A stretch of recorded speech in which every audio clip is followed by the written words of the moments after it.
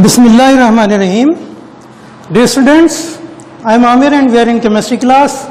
As you know that we are discussing chapter number 3 and this is lecture number 4. We are discussing about discovering of different subatomic particles. In our last lecture we discussed that how electrons were discovered. The apparatus which was used for the discovery of electron was discharge tube or Crookes tube.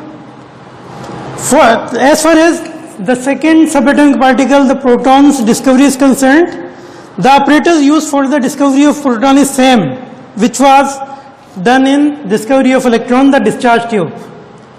When the electrons were discovered, it was thought that as atom is neutral, जब electrons discover किए गए तो उससे पहले ये ख्याल किया जाता था, ये पाया जाता था कि एटम जो है वो न्यूट्रल है. But with the discovery of electron it was observe that all the atoms contain a negative charge particle which is electron.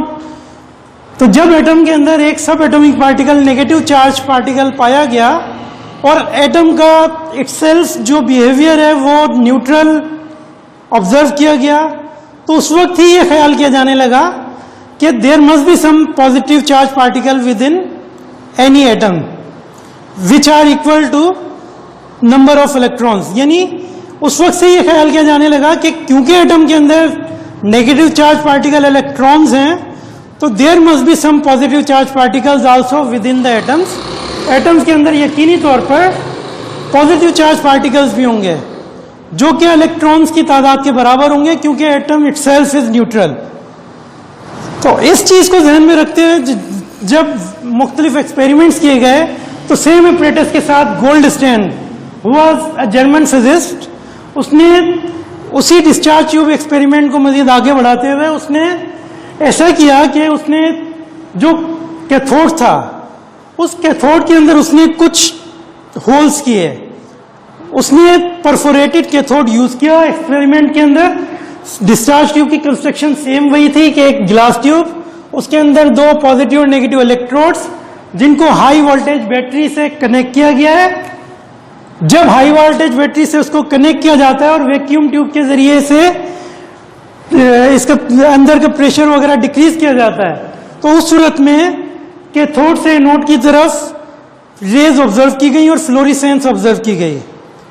जब कैथोड के अंदर कुछ होल्स किए गए तो उसके बाद मजीद ये ऑब्जर्वेशन साइंसदानों को नजर आई कि कैथोड से भी कुछ कैथोड से आउटसाइड भी कुछ रेज निकल रही हैं और स्ट्रेट लाइन में निकल रही हैं.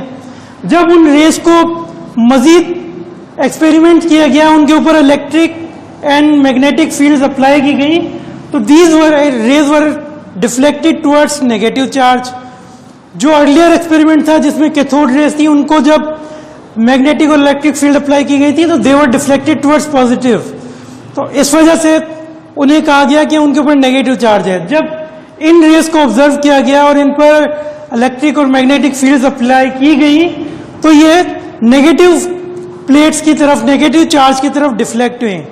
इसका मतलब क्या हुआ कि दीज कंटेन पॉजिटिव चार्ज. जब nature of gas with in the discharge tube तब्दील की गई या इलेक्ट्रोड्स को तब्दील किया गया तो उस सूरत में जो E/m रेशो था यानी चार्ज अपॉन मास रेशो वो it was much smaller than that of electron. Electron के मुकाबले में वो कहीं कम था. इसका मतलब है कि इनका मास इलेक्ट्रॉन्स के मुकाबले में कहीं ज्यादा था. और जब गैस की नेचर तब्दील हुई, गैस तब्दील की गई तो फिर उस सूरत में E/m रेशो में भी फर्क नजर आया. ये रेस भी और हमेशा स्ट्रेट लाइन के अंदर ट्रेवल करती हुई नजर आई, यानी इन्होंने कभी भी एक दूसरे को बाइसेक्ट नहीं किया. और क्योंकि ये नेगेटिव प्लेट्स की तरफ डिफ्लेक्ट हुई इसलिए इनको पॉजिटिव चार्ज पार्टिकल्स कहा गया और इन्हें प्रोटॉन्स का नाम दिया गया. तो इस तरह से protons are regarded as elementary particle of atom, subatomic particle of atom which contain positive charge और they are regarded as always equal to that of electron. यानी ये भी रियलाइज किया गया कि किसी एटम को न्यूट्रल रखने के लिए जितने उसमें नेगेटिव चार्ज पार्टिकल होंगे उतने ही पॉजिटिव चार्ज पार्टिकल रहेंगे. तो इस तरह से प्रोटॉन्स वर डिस्कवर्ड.